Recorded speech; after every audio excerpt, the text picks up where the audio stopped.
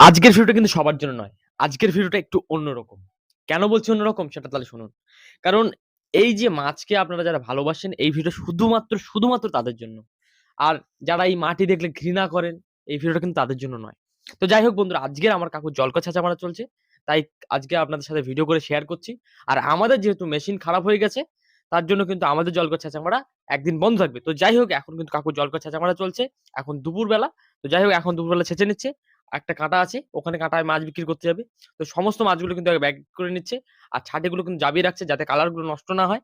তো যাই হোক বন্ধুরা, আপনারা কারা এই ধরনের চাষ সংক্রান্ত বা মাছ চাষ সংক্রান্ত অথবা মাছ ধরা এই ধরনের ভিডিও পছন্দ করেন, তারা অবশ্যই আমার চ্যানেলকে সাবস্ক্রাইব করতে পারেন একদম নির্দ্বিধায়।